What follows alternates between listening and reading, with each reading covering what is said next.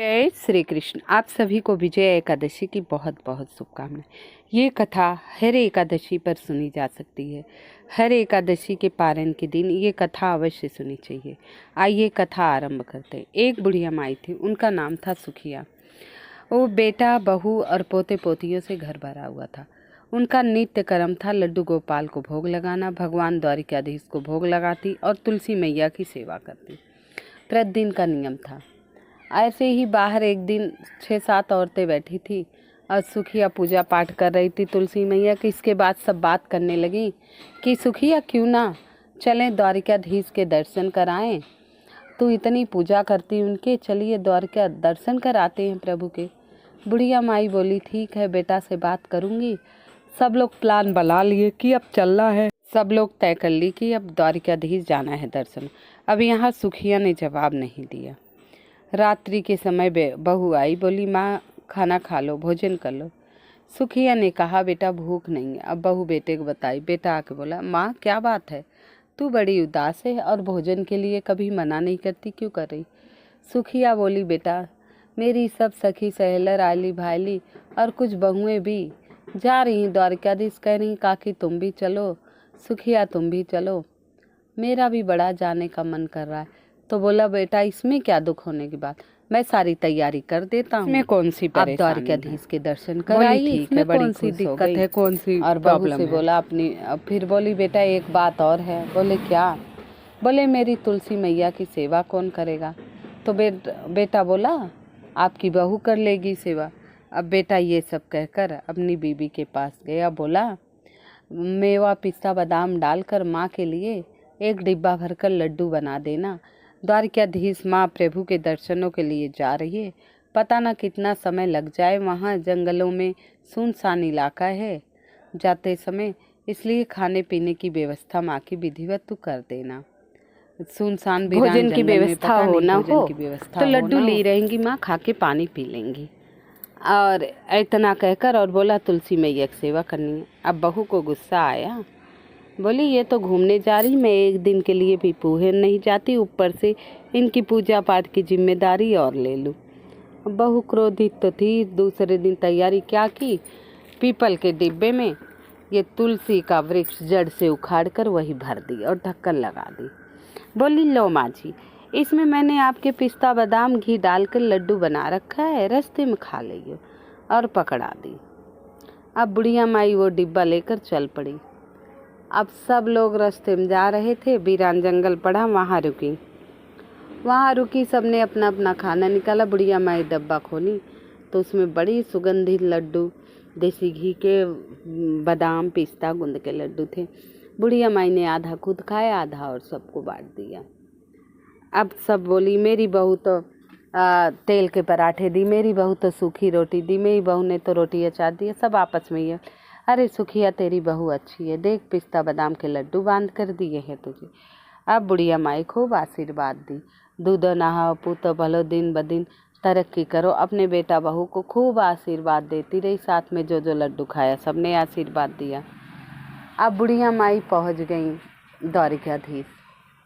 द्वारिकाधीश पहुंची। अब द्वारिकाधीश में गली ही गली पूछते पाछते प्रभु के महल आई, तो यहाँ देखा प्रभु के महल में कि भाई जगत के पालनहार का महल था। देश दुनिया के लोग दर्शनों के लिए आ ही रहते, भीड़ भाड़ बहुत थी।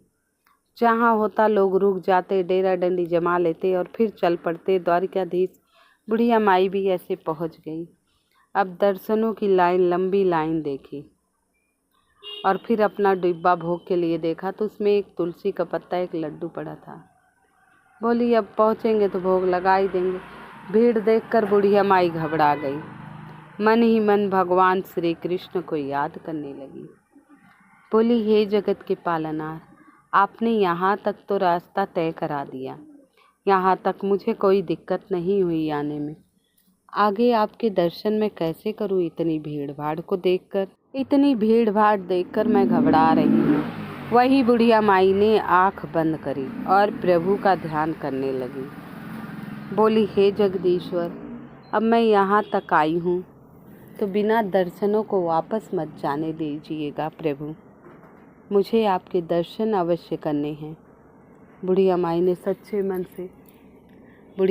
सच्चे मन से प्रार्थना की और प्रभु ने उनकी प्रार्थना सुन भी ली। बुढ़िया माई आँख बंद किए हुए प्रार्थना कर रही थी। आँख बंद करके प्रार्थना कर रही थी। जब बुढ़िया माई ने आँख खोला तो लाइन में सबसे आगे स्वयं को पाया। अब बुढ़िया माई का खुशी का ठिकाना ना रहा। वहाँ प्रभु साक्षात सामने खड़े थे। अब बुढ़िया माई सोची, लोग दूर दूर से आए हैं, सेठ, महाजन, अरबपति, करोड़पति, विश्व के सबसे धनी सेठ आए हैं। अच्छी अच्छी मिठाइयाँ, मेरा लड्डू कहाँ से बाबा भोग लगाएंगे। फिर भी तुलसी दल और वो लड्डू भोग के लिए रख दिया और पीछे देखती है इतनी भीड़ और प्रभु के चमत्कार से वह सबसे पहले खड़ी हो गई। बताइए, प्रभु का चमत्कार सच्चे मन से बुढ़िया माई ने याद किया, आँख बंद किया तो प्रभु का चमत्कार देखिए, वो एकदम प्रभु के सामने खड़ी हुई स्वयं को पाया। फिर प्रभु का ध्यान करते हुए तो बुढ़िया माई ने फिर ध्यान किया, प्रभु अब मेरे पास यही है, और वो तुलसी दल लड्डू का भोग लगाए। अब आंखें बंद की माता देखी तो प्रभु के हाथों में वही लड्डू और तुलसी पत्र। अब माँ के खुशी का ठिकाना नहीं रहा। बोली, प्रभु ने तो मेरा भोग भी स्वीकार कर लिया। अहो भाग्य मेरे। अब अपने बेटा बहू को और आशीर्वाद दी कि ऐसे सुंदर लड्डू बनाए थे कि प्रभु को बड़ा पसंद आया और तुरंत ही भोग स्वीकार कर लिया। अब वहाँ के पुजारी ने जो लड्डू उन्हें प्रसाद में दिया, द्वारिकाधीश के दर्शन की और भोग लगाया। इसके बाद वहाँ मंदिर ही है वह द्वारिकाधीश, वहाँ जो प्रसाद उन्हें मिला उस प्रसाद को उसी अपने डिब्बे में रखकर बंद कर ली।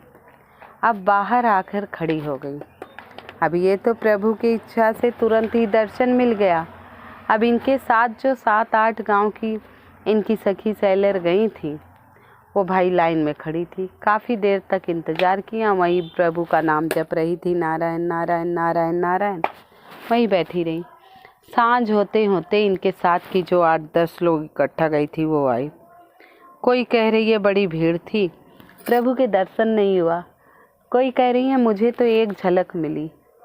अब बुढ़िया माई मन ही मन मुस्करा रही है, प्रभु के सामने तो मैंने साक्षात प्रभु के दर्शन किए, और तो और प्रभु ने हमारा भोग भी स्वीकार किया और प्रसाद भी मिला है।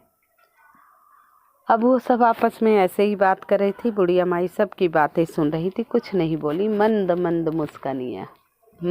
मुस्का रही थी। उन्हें तो भाई जगत के पालनहार साक्षात दर्शन दे दिए। उनकी तो आत्मा शुद्ध हो गई, मन तृप्त हो गया। अब वो डिब्बा लिए अपने बेटे बहू को दोबारा आशीर्वाद दी, सदा सुखी रहें, दूधो नहाओ पूतो फले। और फिर वहाँ से यात्रा वो शुरू कर दी। सब लोग मिलकर फिर यात्रा के लिए निकल पड़े।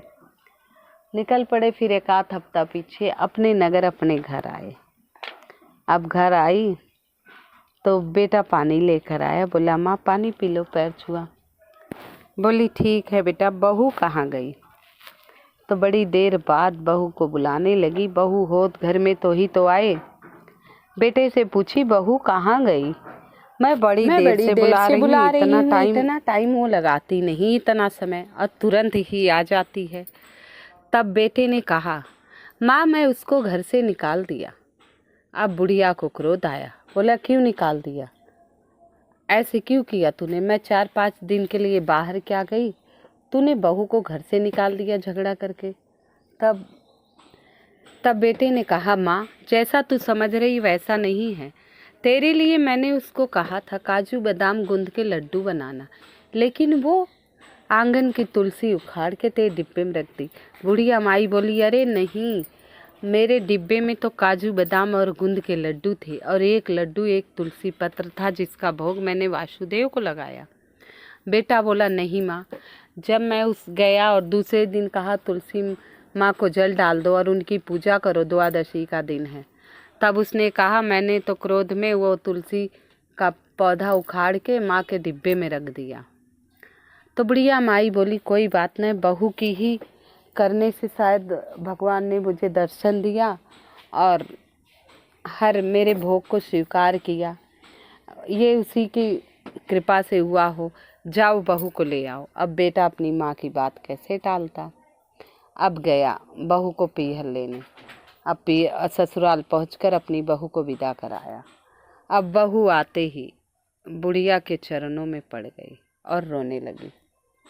बोली माँ मुझसे गलती हो गई, जब आप वहाँ जाने लगी तो मैंने सोचा कि आप इतने दिन के लिए घूमने जा रही हैं, पूजा पाठ का भी भार मुझ पे डाल दे रही हैं और मैं एक दिन के लिए अपने घर नहीं जा पाती हूँ, तो मैं क्रोधवश ऐसे कर दी, मुझे अज्ञान वश ऐसे किया। माँ हे माँ मुझे क्षमा कर दे, मुझ पर अपनी कृपा कर। बुढ़िया माई के चरणों में रोने लगी।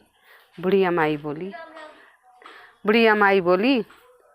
बोली कि बेटा तुलसी माँ तू मेरे डिब्बे में रखी। वो चूरमा के लड्डू बन गए और एक पत्र और एक लड्डू बच गया, जिससे वासुदेव को मैंने भोग लगाया। माता रानी भगवान बिना तुलसी दल के भोग स्वीकार नहीं करते, माता रानी भी नहीं प्रसन्न होती हैं। शायद वो एक पत्र रह गया और एक लड्डू कि मैंने भगवान को भोग लगाया और भगवान वो भोग स्वीकार किए, ये तेरी वजह से हुआ है। माफ़ी मांगना है तो तुलसी मैया से माफ़ी मांग, द्वारिकाधीश से माफ़ी मांगो, मुझसे माफ़ी मत मांगो, मुझसे माफ़ी मत मांगो। इतना कहते ही बेटा बहू गए आंगन में, जहाँ तुलसी लगी थी उसी की मिट्टी पे सिर पटकने लगे, रोने लगे। और भगवान की कृपा से तुलसी मैया पुनः वहाँ स्थापित हो गई और जब उसने माफ़ी मांगी तुलसी माँ ने माफ़ कर दिया और उनके कृपा सदा भगवान विष्णु लक्ष्मी नारायण की बनी रही। अब बेटा बहू सब मिलकर एकादशी का व्रत करने पड़े लगे। अब पास पड़ोसियों को पता चला कि ऐसे ऐसे चमत्कार हुआ।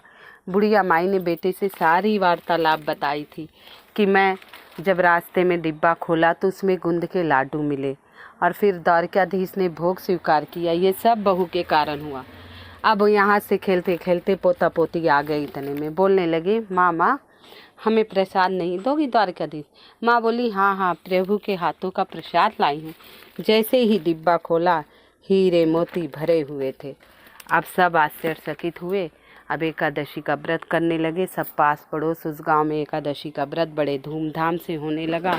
लोग कीर्तन भजन और जब भी मौका मिलता द्वारकाधीश जाकर लोग दर्शन करना आरंभ कर दिए।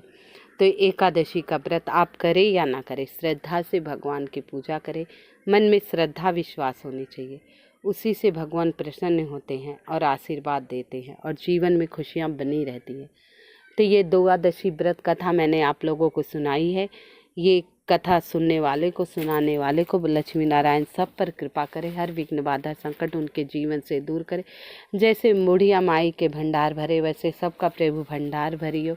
सबकी गलतियों को क्षमा करने, जो वीडियो देखे सुने और शेयर करे उन पे सदा बरसते रहिएगा। बोलिए जय श्री कृष्ण।